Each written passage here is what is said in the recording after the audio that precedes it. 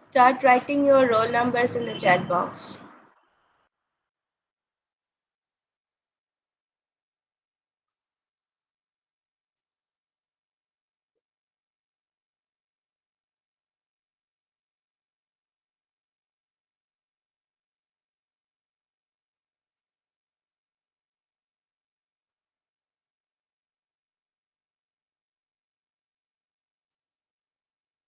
So today we are going to discuss about the natural monopoly first. In the mentoring session, some students said that they need the third degree price discrimination. Yes, I will definitely discuss discriminating monopoly as a whole.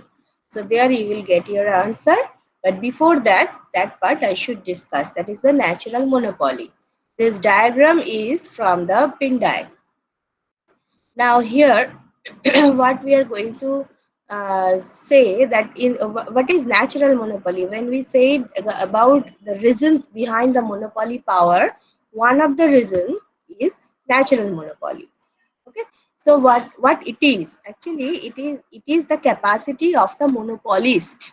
I said there that the power of the monopolist is so strong that he can cater the market, the entire market, as a single seller, um, with its IRS portion. Okay, so he has his increasing returns to scale section. So you know when you will get the increasing returns to scale section in the long run, when your LSE is downward sloping, right?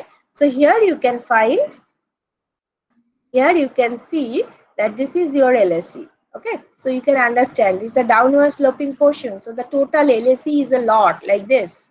This is the total LSE. So the structure or the strength or the productivity of the monopolist is huge. Okay, so productivity of the, he can produce up to this level, but the demand is here. Demand is here. The market is demanding on its IRS portion, that is increasing returns to scale portion, downward sloping LSE portion. Okay.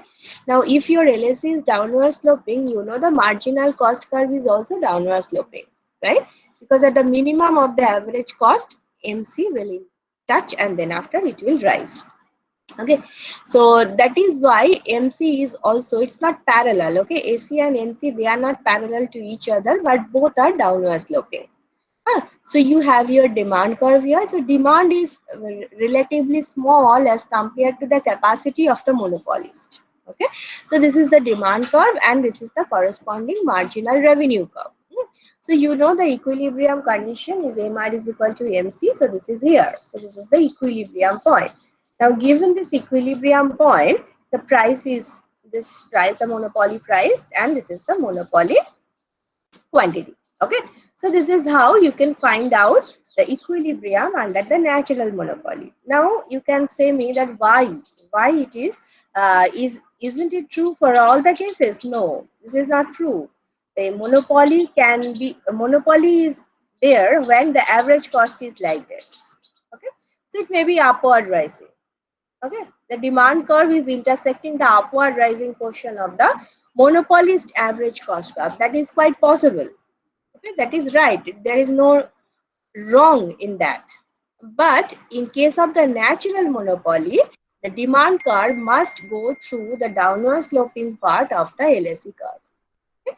The why? Because the monopolist is so powerful. So you can understand, if its average cost curve is like this, so when he is producing more and more, as his average cost is falling, he can charge lesser and lesser price.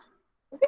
So that is how he can compete with any other competitor in this market, and finally he will be the single seller, because no one can compete with this particular firm with respect to the price. Okay. So this is how he is getting the monopoly power over this market. Right. So this is the natural monopoly. Sometimes this question is coming for short question like 4 or 5 marks. What is natural monopoly? So you need to draw this diagram and then you have to explain the diagram. Now tell me your question from this diagram. Do you have any question from natural monopoly?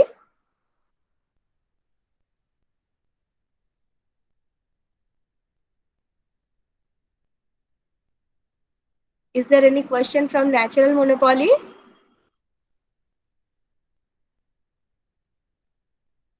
Am I audible? Yes, ma'am, you are audible. Okay, but no question from natural monopoly. Fine. So I'm going to the next part, that is the discriminating monopoly. Okay, so discriminating monopoly is what? Discriminating monopoly, you can explain it from here. Look at this diagram. Here, when we say the derivation of the supply curve of the monopolist, and our conclusion was there is no supply curve of the monopolist. Why? Because depending on different demand curve, the position of the demand curve, he can charge a different price for the same quantity. So this is actually the discrimination. So same quantity, say 10 units, he is going to sell in market A and market B. But depending on the elasticity, he is charging different. Huh? So this is the discrimination. So here we are going to discuss this in details. So so I think you can understand what is discrimination. Okay. So discrimination in terms of the price. Hmm. The same quantity he is going to sell for different individuals at different prices. Why? Because their elasticities are different. Okay, so there are three types of discrimination: first degree, second degree, and third degree price discrimination. Okay, so we are going to discuss them one by one. So what is first degree price discrimination? This is the diagram again from your pin deck. So this is the first degree price discrimination. Here what is happening, look, the demand curve is showing the willingness to pay, right? So that means for a particular amount, what is the maximum price consumer is interested to pay, right? So demand curve is saying this. Now if the equilibrium, look at the equilibrium, this is the equilibrium. Now given this equilibrium, the price is P4 star. So that means up to this quantity the monopolist is charging P4 star. But for any quantity less than this equilibrium quantity, the consumer is interested to pay more than P4 star. For example, for any quantity like this, the consumer can pay P3. Okay, but the seller is asking P4 star. So consumer is very happy, he is paying P4 star, but he can pay P3 star. He was ready to pay P3. Yeah. Similarly, for any quantity like this, the consumer can pay, or rather ready to pay P2. Similarly, for this quantity, consumer is ready to pay P1. Okay, so these are the different prices for different quantity. Now, if actually there is a big if behind this first degree price discrimination, that if the monopolist knows the position of the demand curve, then only he knows the amount of the willingness to pay of the consumer. Okay, and then what he is doing, he is charging different price for different quantity. For each and every quantity he is going to sell, he is charging different prices. Okay, for example, for the first unit he is asking P1, for the first two units he is asking P2, for the third unit he is asking P3. So this is how he is discriminating for each and every quantity sold. Yeah. So this why he is doing so, because he is trying to capture most of the willingness to pay, most of the consumer surplus. I should say most of the consumer surplus. So first degree price discrimination is the instrument to the monopolist through which he can get maximum of the consumer surplus, because he is asking different price for each and every quantity, he is asking different price.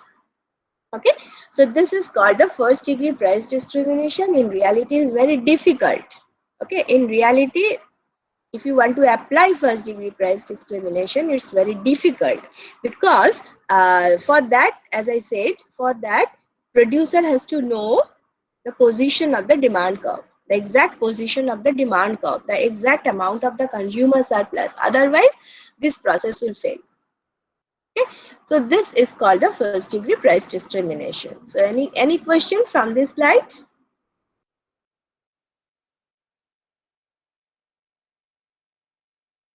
Ma'am, how are we getting the equilibrium? The equilibrium is here. Equilibrium, if you are going to the simple monopoly equilibrium, equilibrium is here, but this is not actually the equilibrium under the first degree price discrimination. For first degree price discrimination, P1 is asking for Q1, P2 is asking for Q2. So actually there is no such, what can I say, there is no such equilibrium here. Yeah, no unique equilibrium, because if you have a single equilibrium, then there is a single equilibrium price. But here in this first degree, there is no single price. Look, different prices are charged for different quantities. So this is how there is no such equilibrium here. It is absolutely dependent on the position of the demand curve, the amount of the consumer surplus. Okay. Okay, ma'am. Now, just a minute. Hello. Wrong number. Now I'm going to the second next slide. That is the second degree price discrimination. The another name of the second degree price discrimination is the block pricing. Okay, so block pricing means here what the producer is, the monopolist is doing. Monopolist is making some block. For example, first look at this diagram. First Q1, so it is 10 units. So first 10 unit is a block. Okay, then from Q1 to Q2. So that means from 11 unit to 20 unit, another block. Okay, from 21 unit to 30 unit, another block. So this is how he is doing, and it is quite realistic. For example, all of you know the price is very different if it is wholesale price, and if it is what can I say? কি বলে ওটাকে বলো না? Retail price. Yes, retail price. Okay, so if you are going for the wholesale purchase, then the per unit price is quite low as compared to the retail sale. Okay, so that this is what is done here. Here also for the first 10 units, that means if you are going to purchase 10 units of a commodity, then the price is P1. But when you are going to purchase 20 units of the commodity, then the price is P2. Per unit price is reduced. Okay, per unit price is reduced as you are going more, if you are going to purchase more and more units. Okay, but look here, for each and every unit, producer is not asking different price. For each and every block, the producer is asking different price, not for each and every unit of the commodity. Okay, so look here what is happening for first Q1 unit. This is the revenue of the producer, quantity sold and the price, P1 into Q1. So this is the amount of the revenue producer will receive. For Q2, P2 into Q2. So this block, okay, this total area of this rectangle, okay, this is the revenue. So this is how he is getting. Still, here also a part of the consumer surplus is taken by the monopolist, because sorry. Look, if there is no such discrimination, then this is the equilibrium. MC is equal to MR. And if it is the equilibrium, then the equilibrium price is P naught. Okay, so P naught into Q naught, that will be the revenue of the producer, that much. So what left? This portion is left. This total portion of the consumer surplus is left, which consumer can give, but producer or the monopolist is not asking to pay. But here, when he is making that block, that is Q1, and charging the price P1 for the Q1, first Q1, then he is taking some part of the consumer surplus. Okay? So, in case of the second degree price discrimination, you can have a part of the consumer surplus, but it is quite less as compared to the first degree price discrimination. Okay? In case of the first degree, you are asking price for each and every quantity, so you are getting maximum of the consumer surplus. Here it is not possible, but obviously a part of the consumer surplus you can get by this discrimination as compared to without discrimination situation. So this is called the second degree price discrimination, and it is quite realistic, as I said. Okay, in reality you can get the example of the second degree price discrimination. Now I am coming to the third degree price discrimination. Look, the third degree price discrimination is not like this block pricing or like this actually something very absurd. For each and every unit you are asking different prices. So these are not comparable with the third degree price discrimination. It is something different. So third degree price discrimination means it is dependent on the elasticity of demand. Okay. Now here I have started the thing with a simple profit equation. So here what I assume that there are two markets. Okay, there is a single seller and the seller is going to sell in two different markets. You may consider n number of market, but for simplicity say there are two markets and the elasticities of these two markets are different. That means the demand curve, the slope of the demand curve are different for these two different markets. Now in the first market is represented by 1 and the second market is represented by 2. Okay, and Q1 plus Q2 is Q. Okay, Q1 is the quantity sold in the first market, Q2 is the quantity sold in the second market, the sum total is Q. Okay, so your profit is like this. As I said, you are charging different price. How you are charging, why you are charging, that we will explain. But for the time being, just assume there are two different prices in two different markets. So P1 into Q1, P2 into Q2, as you are the monopolist. So P1 is a function of Q1 and P2 is a function of Q2. Okay. So this is your total revenue part, this is your TR, and this is your cost, total cost. Okay. So total revenue minus total cost is your profit. Simple profit equation. Okay. Now the first order condition. First order condition is del pi del Q1 is like this. So it should be plus. Okay. Sorry, it should be minus C prime. Yes, it is P1 dash Q1 plus P1 minus C dash is equal to 0. If you just make differentiation, you will get it. And del pi del Q2 is P2 dash Q2 plus P2 minus C prime is equal to 0.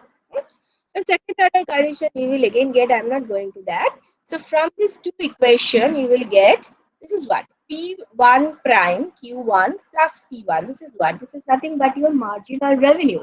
Okay. So MR1, that is marginal revenue of the first firm. This is marginal revenue of the second firm. Both are equal to marginal cost, that is C prime. Okay. So this is your first order condition.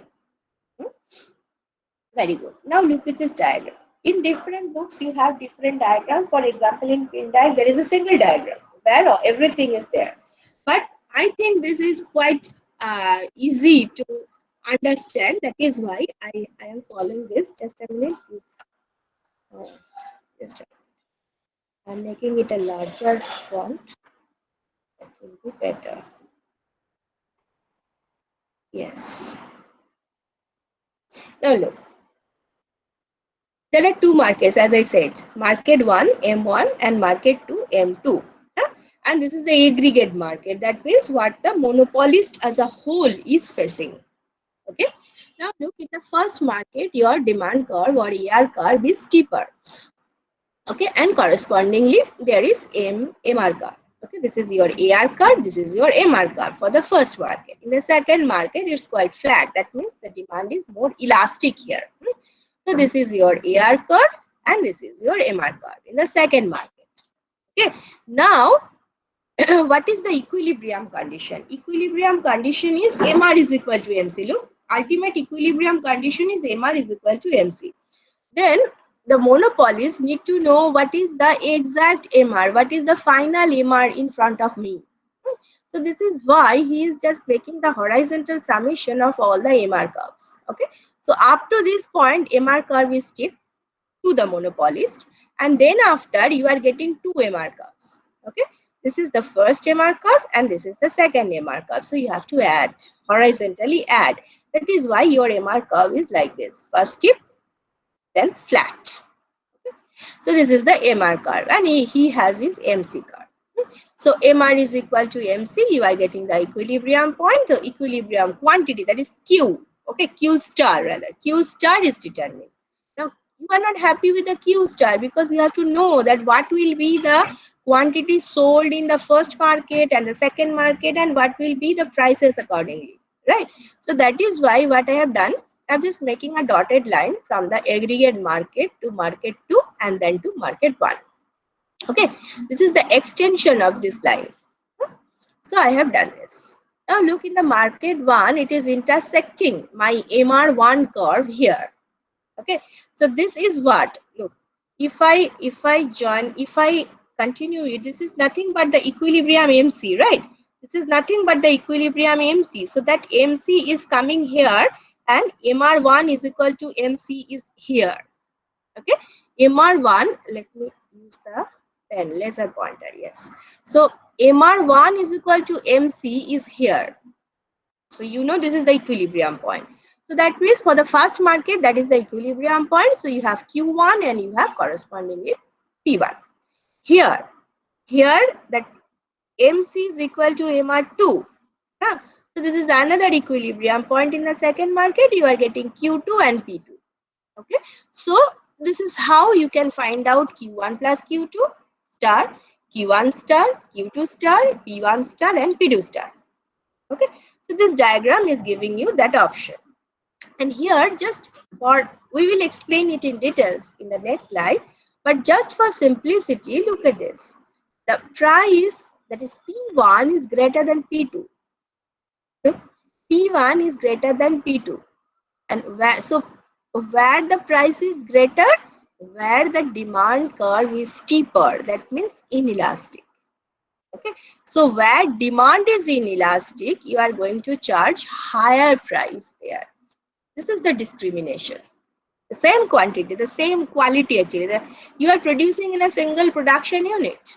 But when you are going to sell, depending on the elasticity of the demand curve, you are changing the quantity and the price. So up to this point, is it okay? Then I'm going to explain how the price is related with the elasticity. But up to this diagram, is it clear, or do you have any doubt with this diagram?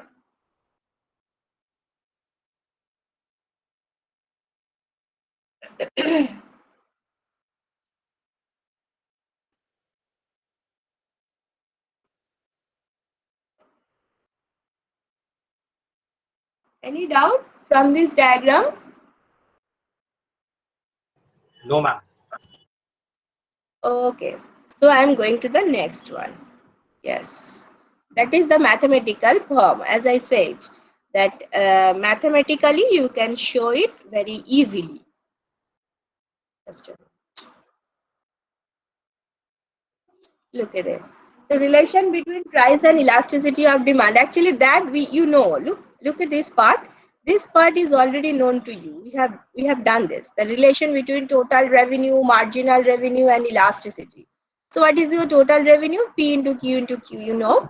Now MR is just the differentiation of the total revenue with respect to Q. So you are having this. Then after you are taking P as a common, then the negative sign and everything, and finally you are getting, there should be a negative sign. There should be a negative sign, because by force I am writing negative sign here. So there should be another negative, so that finally it will be a positive one. Okay. So P1 minus 1 by E. P is what? P is the average revenue. You know, P is the average revenue, it's the demand curve, right? So MR is equal to AR into 1 minus 1 by mod E. So this is the relationship between MR, AR and elasticity that we already done. That has been done already. I think this is done in SEM 3 or SEM 2. No, in SEM 3. Yes, it has been done in SEM 3. Anyway, so this is known to us. Now I am coming to the discrimination. Now say elasticity of the first market is less than elasticity of the second market. Like our diagram. Okay, the first market has lower elasticity of demand than the second market. Okay, so this is what written here. So then if you make the inverse, then the sign will change. If you take the negative sign, then again the sign is changing, because you know 2 is less than 3, so minus 2 is greater than minus 3. Okay, so this is how it is coming. Then you are adding 1 on the both sides. So this line is there. Then you are taking all things in the left hand side. Then it's like this. Okay. So 1 minus 1 by E2. 1 minus 1 by E2. So that is your MR by P1. Okay, rather MR1 by P1. And similarly, the denominator will be MR2 by P2, that is greater than 1. Okay. Now at the equilibrium, you know the equilibrium condition, that's MR1 is equal to MR2. That is the equilibrium condition. Okay. So if it is equilibrium, definitely it's equilibrium because we have to know what is the ultimate price difference between the markets. So that is why this is the equilibrium definitely. So MR1 is equal to MR2. That means they are cancelled out. So then we are getting P2 by P1 is greater than 1. So P2 is greater than P1. So if E1 is less than E2, then P2 is greater than P1. That means where the elasticity is less, price is more there. Okay. Now ask me your problem from this side.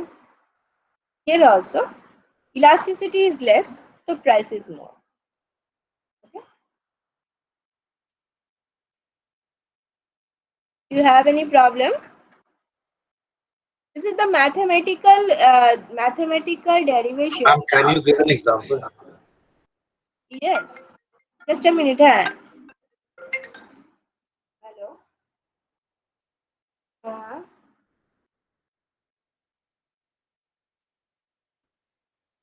Okay, my class চলছে পরে করছি. Okay, the example is okay for each and every year, for last 12 years I'm giving the same example. I want you to give me another example so that I can use it in the next sem. Okay, let me give my example, then you help me to give another example. So this is an example of the Esplanade market, the market in front of the Grand Hotel.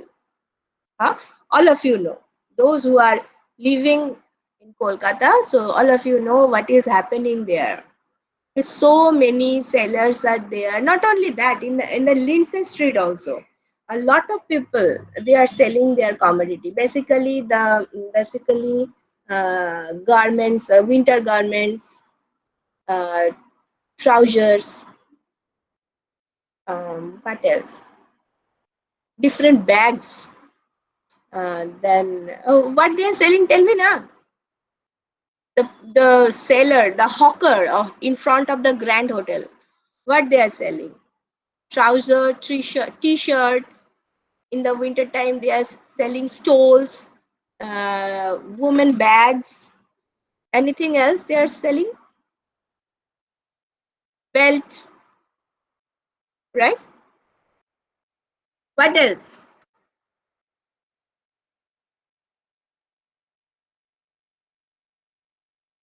Do you have any experience of the Esplanade area? Anyone in this class? Ma'am, slippers. Sleepers, right? Beautiful sleepers. And the cosmetics, na? Cosmetics also, hair Yes, ma'am. bands. Yes, ma'am. Yes, Yes, ma'am. yes. So they are selling like this, and they are changing their product depending on the occasion, depending on the weather. They are changing. In the winter, those who are selling stoles. In the summer, they are selling trousers. That also done. So anyway, there is a common characteristics. When you are going to them and asking, now what is the price of your commodity? Say it's actually I purchased some bags from there, and I want to go there. Anyway, so when you are asking the person in front of the hog market, a lot of people are there who are selling ladies bags. So when you are going to just you choose one bag and asking what is the price of this bag, so they are saying 1,000. Okay, and then you are telling you 1,000, horrible. I will not. I'm not going to purchase it. I can give you 500. Then first day ওরা বলে দেবে কি, no ma'am, it's not possible. 500, this is our purchase price. How can I sell it? Then you are telling ki, okay, don't sell. I'm going to leave your stall. And when you are doing this, then they are calling you, ma'am, please come. I can give you this bag at 750 or rather 800. Then if you have any experience, then you are going back and telling that person that, okay, no, I'm not going to give you 800, I'm going to give you 600, not a single rupee more. Then the person is again going to bargain with you and telling that, okay, ma'am, please give me 750. Then again you are telling, no, not more than 700, and finally it's settled down at 720, like this. Do you have any such experience? Yes, ma'am. Yes. So this is very common. Okay, that may be in Hathi Bagan as well, but Esplanade is a very cosmopolitan in nature, and a lot of products are there as compared to the Hathi Bagan. So this is what happened. Hmm. Now this is bargaining strategy, and finally I will give him 720 if I can bargain more. If I can, actually I am a very poor in that sense, but if I can, then I may get the same bag at 600. Okay, so this is what happened. Now if you are going to explain this picture in terms of the discriminating monopoly, it's not a monopoly, but still if you want to explain this situation with the help of the discriminating monopoly, look what happened. When you are turning back from the seller and telling ki, no, I am not going to purchase it at 1000, it's not possible to give you 1000 for this bag. That means you are showing that you can live your life without this bag. This bag is not so necessary for you. That means your demand is very much elastic. Okay, if you are not going to sell the bag, it's very okay for me. I'm not going to sell. I am not going to purchase it at this price. That means my demand is elastic. I will find some substitute of your bag. That is why I'm going to leave your stall. Okay, so when my demand is elastic and I'm going to leave the stall, then the seller is asking you and talking a lot about the quality, the beauty of the product, and again he is telling, give something less, and this is how you are settled down. Okay, so when you are like this, that means you are showing ki, okay, I can live without your bag. That means my demand is elastic in nature. Then he is reducing the price of his commodity. But if on the other hand you are showing your eagerness to have the bag, say when you are going to ask the price, he is saying ki it's 1000, and then you are standing in front of the seller and you are telling, oh, such a beautiful bag, I want to have it, but you are asking a lot of price, man, please reduce now, then I can purchase. If you are showing like this, that means your demand is inelastic. You are very much interested to have this bag. Okay, you want to have this bag, but somehow you are not so ready. So in that case, I'm sure if finally you have to pay around 900 rupees to the seller, then only he can sell it. So when you are showing your eagerness to have this commodity, then the price is quite high. But when you are showing ki, okay, I am going to leave your product, I am going to find the substitute of your product, then the price is lower. So this is how the elasticity is dependent on the price. This is how the price is determined by your elasticity of demand. Okay. So this example I am giving each and every year to the students. Now I am asking you to give me any new example so that I can use it in the next same 4. Tell me. If you have any such example in your mind, the realistic example, then you can tell me. I'm very much interested to have this new example. Do you want to share any such example?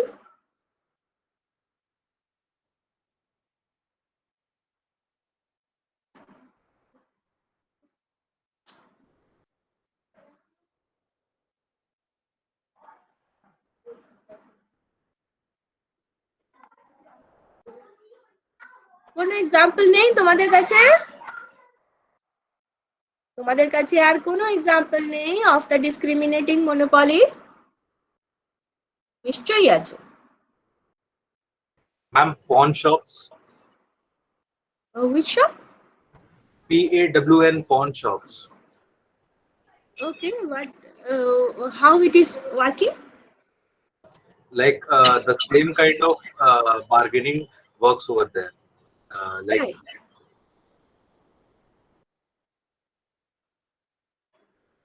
Okay. I don't have any experience of this shop because I'm not consuming. But anyway, okay. So this is happening there as well. Okay. Any other example? Ma'am, prices of apartments, second-hand cars. Yes. Second-hand card is okay. The seller of the second-hand card. Yes. Bargaining is there. But regarding apartment, and you are going to purchase the apartment or you are going to rent the apartment? What? Rented or No, ma'am, purchasing. Okay, okay, okay. Sort of. Yes, yes, yes. If the seller is eager to sell his apartment, then he is going to negotiate with the purchaser. হ্যাঁ, সেটা হতে পারে. Yes. So these are the examples of the. Okay, I will use these two examples in the next sem. So this is the relation between that. So this is all about the third degree price discrimination. Okay. So any question from the discriminating monopoly as a whole?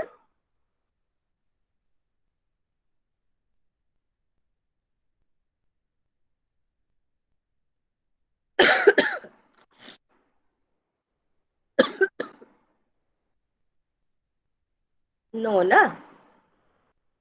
Pranjal and Ashika. Yes, ma'am. Yes, ma'am. Yes, where you are. So ask me your problem.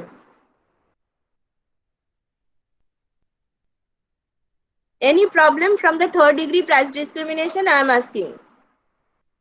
No, ma'am, now it's clear. Okay, and about Pranjal? ঠিক আছে ma'am.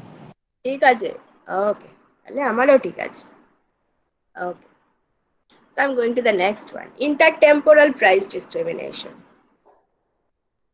Intertemporal price discrimination is again, it's a type of third degree. Actually, there are so many application of the price discrimination in the real life.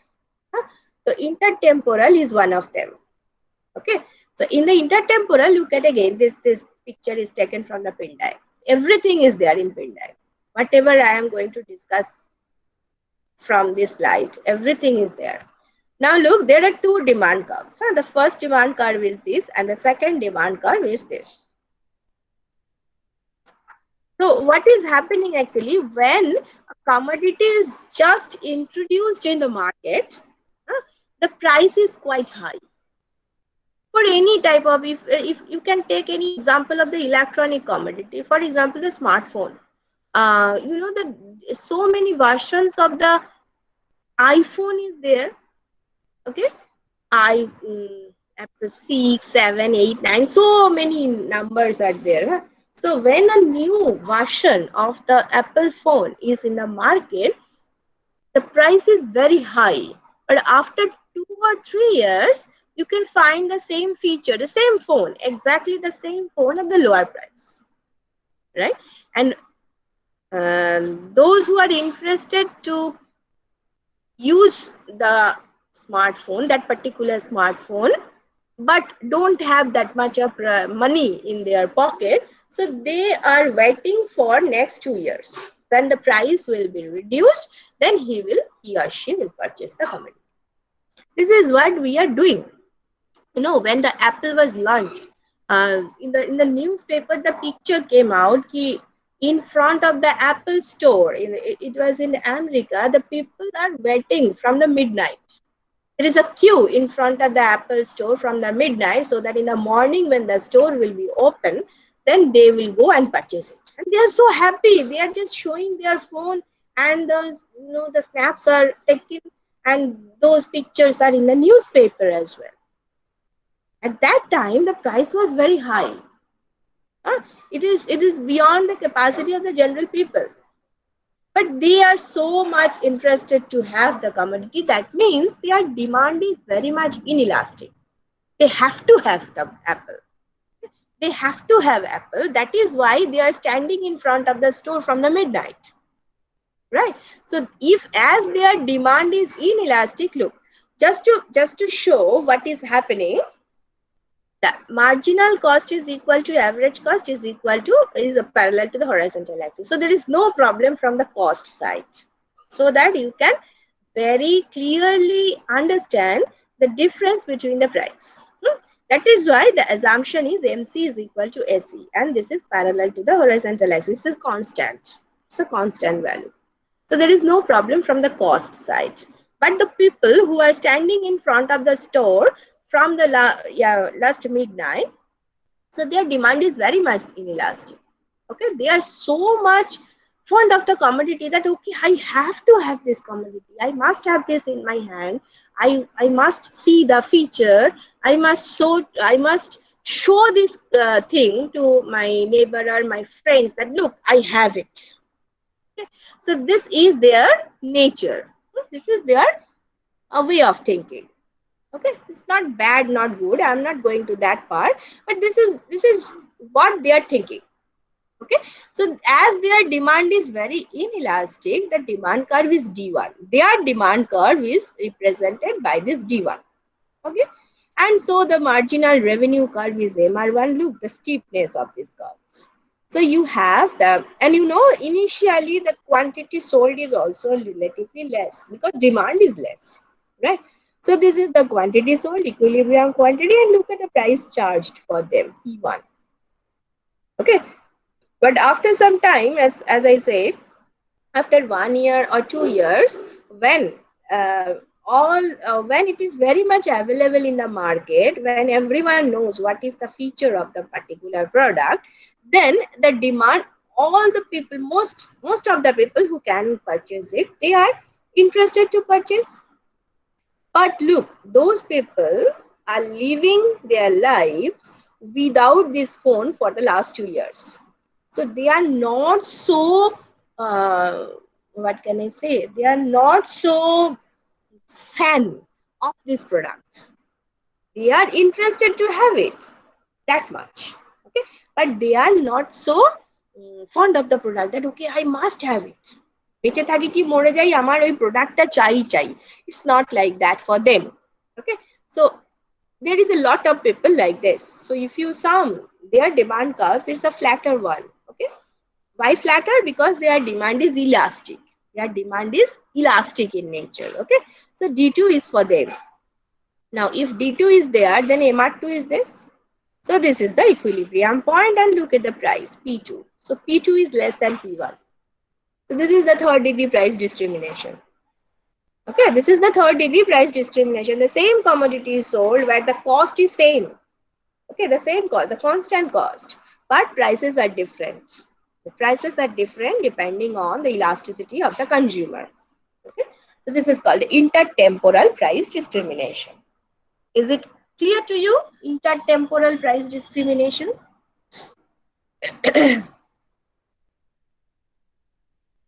কোনো doubt আছে ইন্টারটেম্পোরাল price discrimination নিয়ে?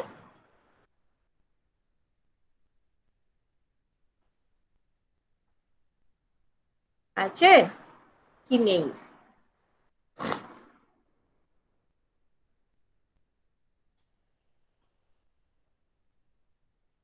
No, ma'am. ওকে, anyone? আর কারোর কোনো সমস্যা নেই তো? তাহলে আমি নেক্সট আই যাচ্ছি। Another type of price discrimination called the peak load pricing. Peak load pricing means I'm giving one example, then I will explain the diagram. For example, the price, or rather the demand for woolen garment is high in winter, and the demand for the same woolen garment in summer is almost zero, right? So at the peak time, the demand is high, and at the lean time, the demand is less. Okay, so depending on the position of this demand curve, the price is different, right? For example, you know the end, ওই যে তোমার বলো না shopping mall গুলো দেয় না, season end sale. So after, just at the end of the that means at the autumn, no? Just at the end of the winter, they are selling the product, sell. If you can purchase two, the third one is free. For the first product, 50%, 30% off. For the second product, 30. For the first two products, 50% off. For first three products, 70% off. So these are the different way they are going to sell. They are going to clear their stock. Right? So at the summer, or just at the beginning of the summer, if you can purchase, if you want to purchase the woolen garment, the price is quite less. But if you are going to purchase the same commodity just at the December or January, the price is at the peak, right? Why? Because the demand is very high then. Everyone is want to purchase woolen garment at that time. So now look at this picture now. Look at this diagram. This is the marginal cost curve. We need the marginal cost curve. Huh? You can ask me why not AC curve? It's not needed. So we need only the marginal cost curve. As it is produced by the single seller, the marginal cost curve is same over the year. Okay. In the winter, the demand curve is D1. Demand is very high because it's the woolen garment market, and MR1 is here.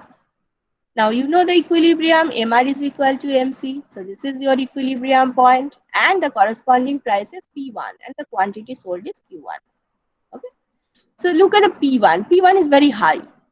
P1 is very high. But in the summer or in the rainy season, the demand, other than winter season, the demand for the woolen garment is very less. So then the demand curve is D2. Not only woolen garment, that may be the example of the umbrella market. Okay, the demand for umbrella is very high in the rainy season. It's not so high in the winter. Okay, so you can take any of that real example. Huh? So here, okay, fine. Here it is the market for the woolen garment, and this is the demand curve of the consumer in the season other than winter. So D2 is the demand curve of the consumers other than winter season. So corresponding to D2, you have MR2. So equilibrium is here. Equilibrium price is P2. The same seller is selling with the same cost structure, but he is asking different price. In the winter, the price is P1. Other than winter, price is P2. Okay. So this is called peak load pricing. When the demand is peak, the price is highest. When the demand is less, the price is lower. Okay. Any problem with the peak load pricing?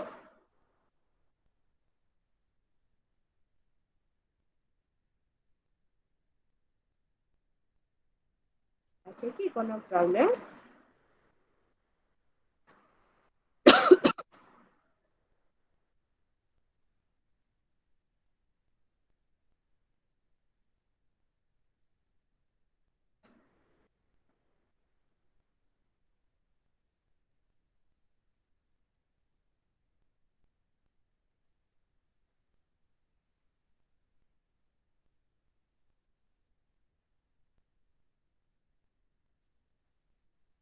Any problem from the peak load pricing?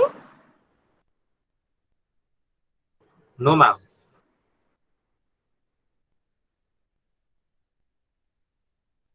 Okay. Now I'm going to another type of discrimination, two-part tariff. Two two-part tariff is also very much realistic. The example in your book as well, the example is the amusement park. For example, our Nico Park or Eco Park. Okay. So I think most of the students in this class have experience of Nico Park or Eco Park, right? Am I right or wrong? How many of you don't have any experience of the Nico Park or Eco Park? Is there any?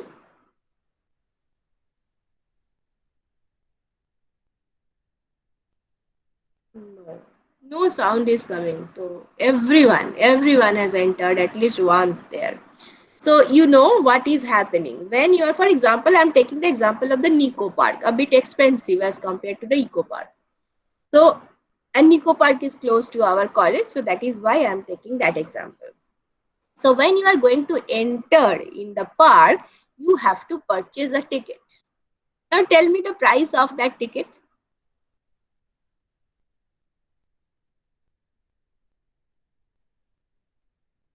Because I don't have any recent experience of entering Nico Park.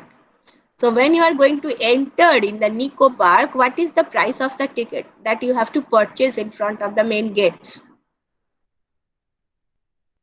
What's the price? 300, 500, what? কেউ জানো কত দাম Nicco park টিকিটের? Ma'am, it 200. ranges from 400 to 600. 400 to 600. Okay. Depending on the number of free rides, the? Yes, ma'am. Yes. So there, when you are going to purchase, you have to purchase, right? You have to purchase a ticket around 400 to 600. Okay, I'm taking the average 500. So 400, why? Because say with the 400 ticket, the number of free rides are 3. And for the 600 ticket, the number of free ride is 5, like this. And those free ride options, these are very poor. Okay, no one is interested to go for those rides. That is why these are free. But anyway, when you are entering, after purchasing that ticket, when you are entering inside the park, for all interesting rides, you have to purchase another ticket, right? If you are, you know, the toy train is free in the Nico Park.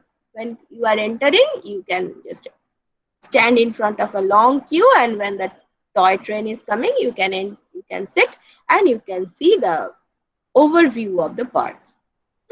This is free, and all other rides are not so interesting, so people are not at all interested to go for all those rides. So anyway, if you are going to have any interesting experience, so many things are there, na 3D, 4D, 6D, 7D, so many things are there. তো যখন তোমরা সেগুলো মানে কি বলবো, when you are going to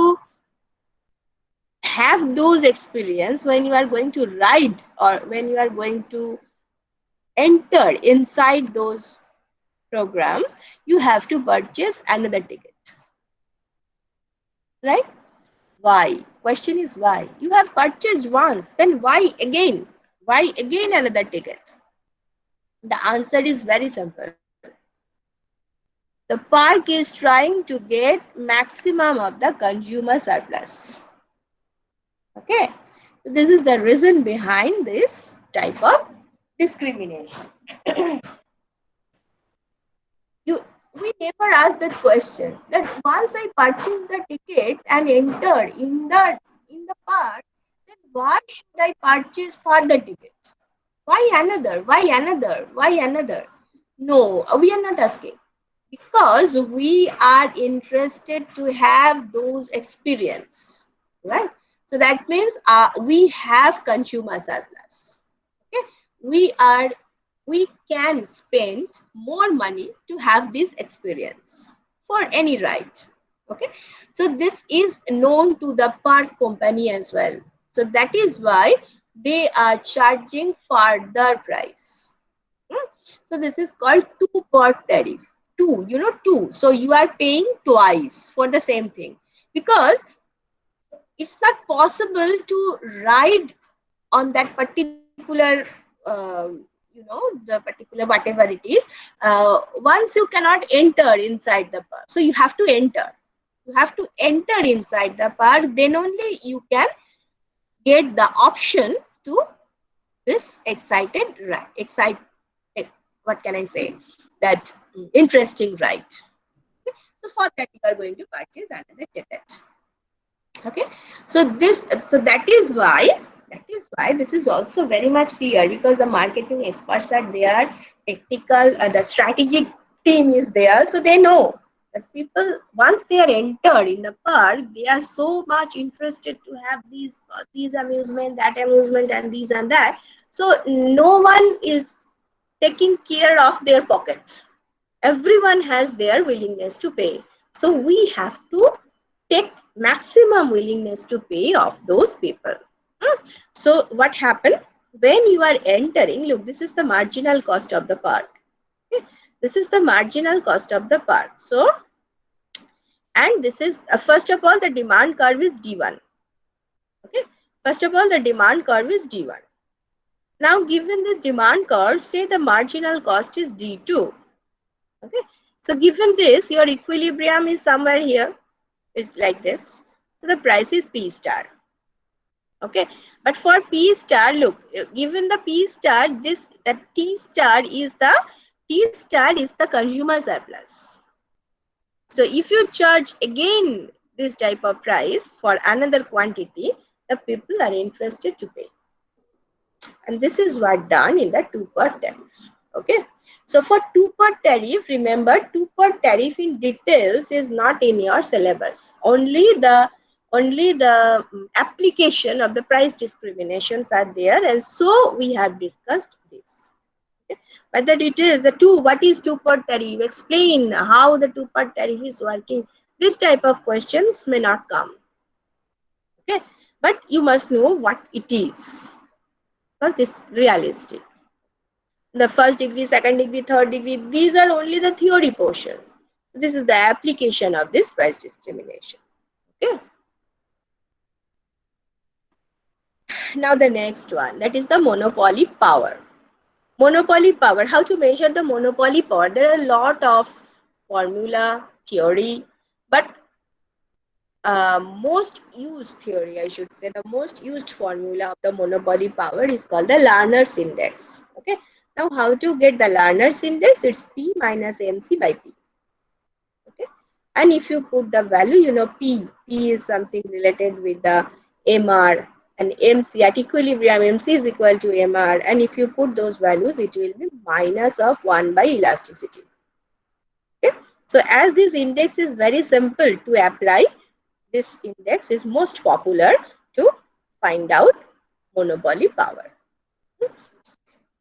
It is called Lerner's index. Remember, it's P minus MC. P is the price charged by the monopoly and MC is the cost. Okay? The difference. The difference is your power over the market. The difference is the control of you over the market. Okay? How, if you increase this gap, if you can increase this gap, that means you have more control over the market. That means you are more powerful. Okay? So this is how this index is calculating monopoly power. Because MC is your cost and P is your revenue per unit. Or MR, actually P is your AR. Okay? So this is called the monopoly power. Yes.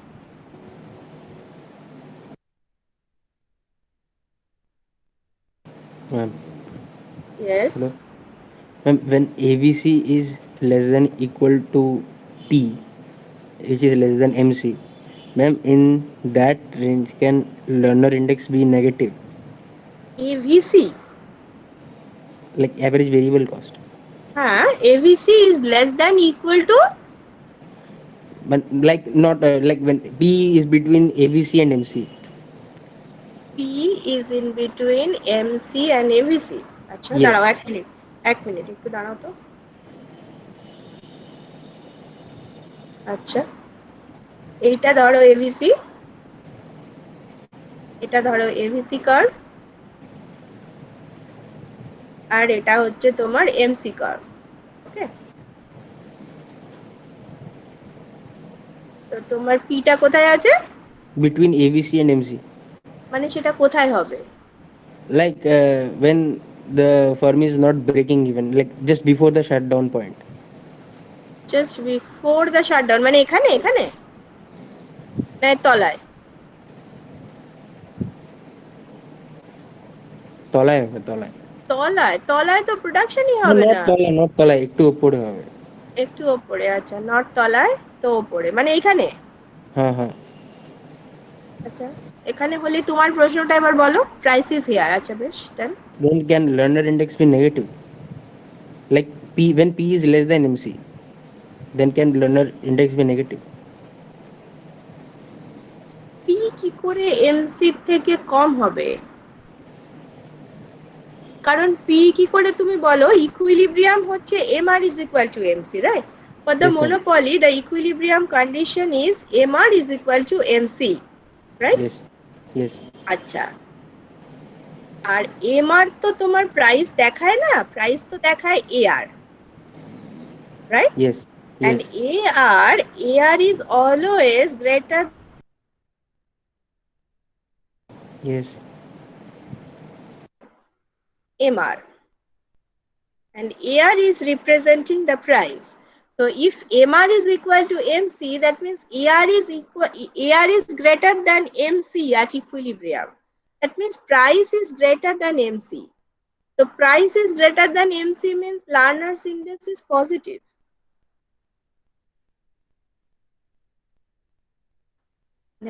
Lerner's index কি করে negative হবে? Lerner's index negative মানে তো monopoly পাওয়ারই নেই।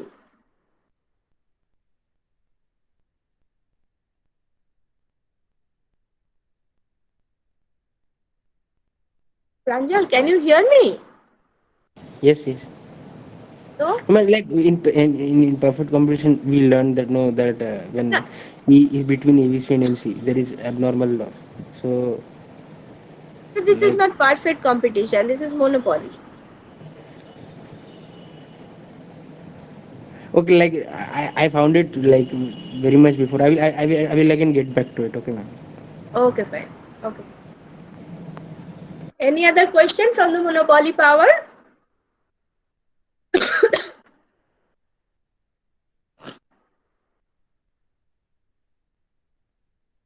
Okay. So the social cost of monopoly. Social cost of monopoly. I think this diagram is also in Pindai, but that has been done by me. Anyway, the diagram is drawn by me. Now look what it is. You have the demand curve, you have your MR curve, you have your MC curve, the equilibrium is here, fine, very fine. And you know the price, you know the quantity. Okay, so that much is very much known to us. Now, where is the social cost? Look, if it is not monopoly, we are going to find out the social cost of monopoly. Now, perfect competition is an ideal situation where there is perfect competition, no one can influence price, this and that. Okay, so it's an ideal situation. Now, given this ideal situation, when you are coming to monopoly, how it is affecting your welfare? Okay, this is the question actually.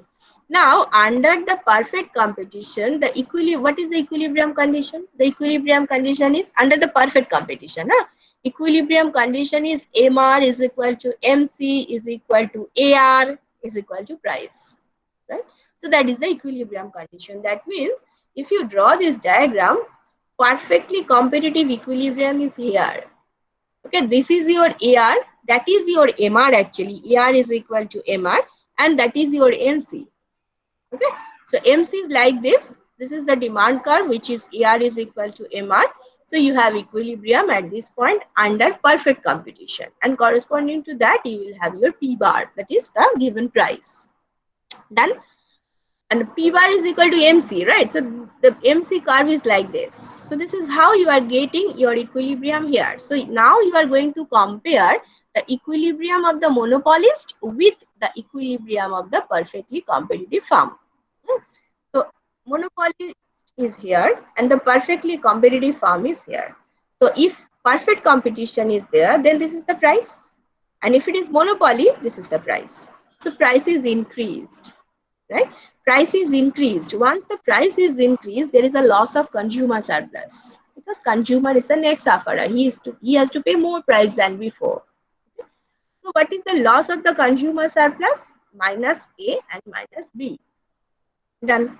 What about the producer? Initially, that means under the perfect competition, this is the price to the producer. And now this is the price to the producer. Okay. The producer is receiving more price. So what is the gain of the producer surplus? A. And what is the loss of producer surplus? You can ask me why loss, ma'am? Because he is getting more price? No, he is selling lesser quantity. So there comes the loss. Okay. So initially he can sell this much and now he can sell this much. So the loss is C. Okay. So the change of producer surplus is plus A minus C. Okay. The change of the producer surplus is plus A minus C. And change of the consumer surplus is minus A minus B. Let me write that out. The consumer surplus, the change of consumer surplus, change of consumer surplus is minus A minus B. Okay. And the change of producer surplus is plus A. So I'm writing it as A minus C. So look, A is given by the consumer and is received by the producer. But B is given by the consumer and C is given by the producer, but it is received by none.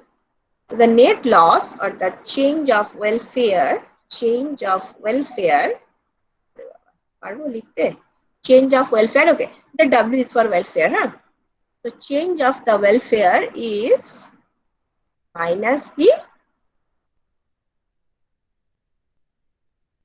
minus C. So you can understand if it is a monopoly, that means a control. Anyone is controlling. Here the producer is controlling the market. So there is a social loss. And the amount of loss is these two triangles, triangle B and triangle C. Okay. Triangle B from the consumer, because consumer has to pay more. So some of the consumers are leaving the market. So this is the loss. And C is from the producer. Why? Because producer has to sell lesser quantity than before. Okay. So C is the loss from that angle. So B and C, this is the net loss of the welfare. Okay. So this is the social cost of the monopoly. Any problem from this slide? Okay.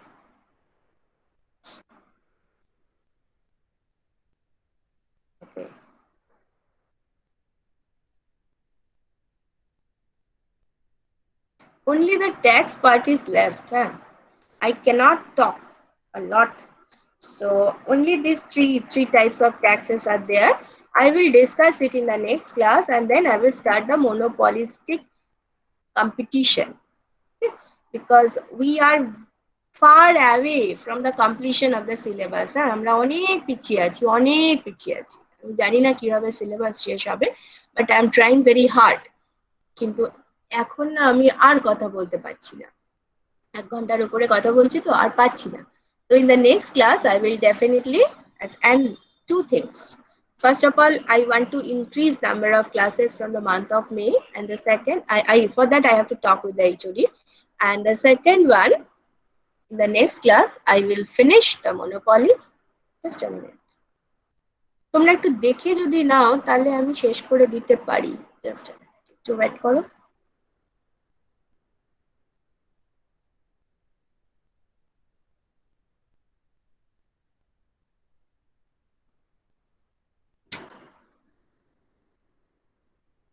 Just checks. Only some simple mathematics is there. I also want to finish monopoly. Profit is a effect of unit excise tax. Huh? It's an, just give me 1 minute.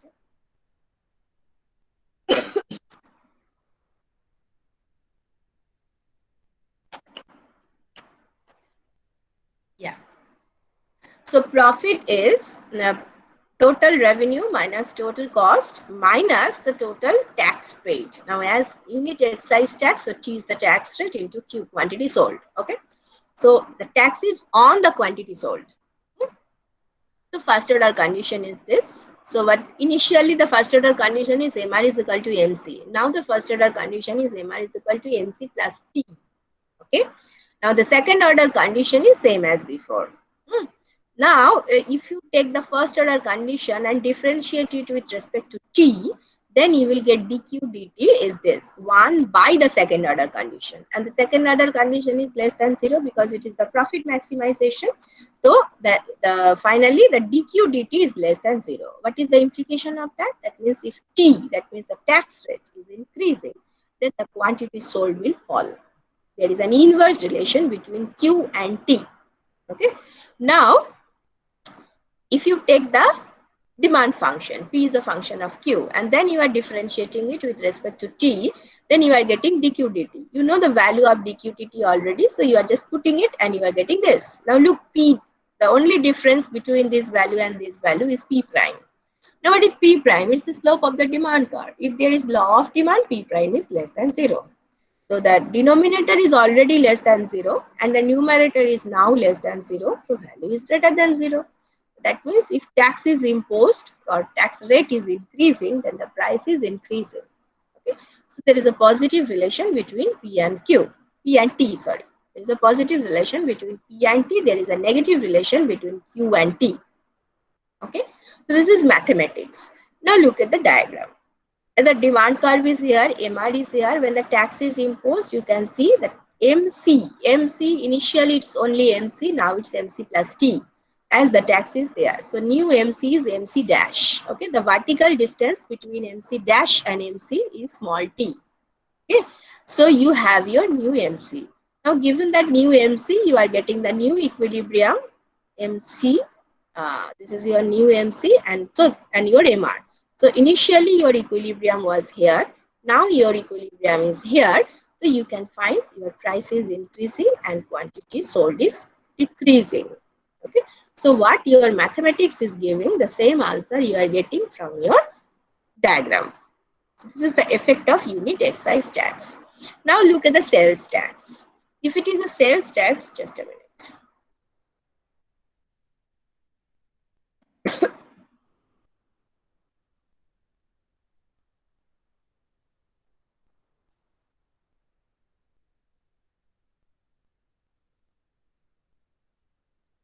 Okay, if it is a sales tax, that means the tax is imposed on the total revenue.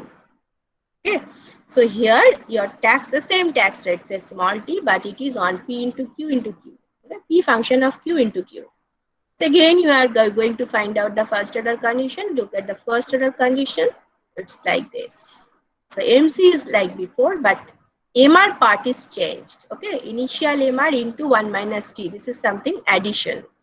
And the second order condition is like this. Now again you are taking your first order condition and differentiate it with respect to T. Then you are getting this part. Now look, the second order, the second part, you know, the denominator is a second order condition which is less than 0. Less than 0, that means it's a negative one. And in the numerator you have P. P is a positive because it's the price. Q is the quantity sold, positive. And P prime is negative. Okay. But definitely the value of P prime is less than value of P. So the strength of the negative one is less than the strength of the positive one. So the numerator as a whole is a positive. Denominator is negative. The numerator is positive. The ratio is less than 0. So again you are getting the same type of relation. That means if T is increasing, quantity sold will fall. Okay. And then you are getting the demand equation and differentiating just like before, and it is positive. So it's quite natural that if tax is increased, then the price will also increase. Now what will be the diagram? Initially this is your demand curve, and corresponding to that you have your MR1 curve. Now when the tax is imposed, only the MR curve has shifted, not the demand curve. Okay, because tax is not imposed on the price. Tax is imposed on the total quantity sold. So your MR is influenced. So that is why the new MR is MR2. Now, given this MR2, the MC is as before, as I said here, MC is not influenced by the tax. So the MC curve is same as before. Your MR2 is here, and you are getting that. Look at this purple line. That purple line is showing the price is increasing and the quantity sold is falling. So this is the effect of the sales tax. Now I am going to the last one, that is the lump sum tax. Now look, lump sum tax. Lump sum tax means it is independent of all the variables. Huh? So it's like written, this part is missing actually, but I'm just telling you. Profit is total revenue, that is P function of Q into Q minus C function of Q minus, this is capital T. Okay, so lump sum tax is capital T. It is independent of all the variables, just a tax. Okay, so it's a capital T. Now when you are going to differentiate it with respect to Q, you are getting this. As T is not depending on any of the variable, when you are going to differentiate it with respect to any variable, the value will be 0 because it's a constant. Okay? So your first order condition is unaffected, and similarly your second order condition is not influenced by the lump sum tax. So when lump sum tax is imposed, the price and quantity, they are equilibrium price and quantity, they are unchanged. So this is the effect of the tax for the monopoly. Okay.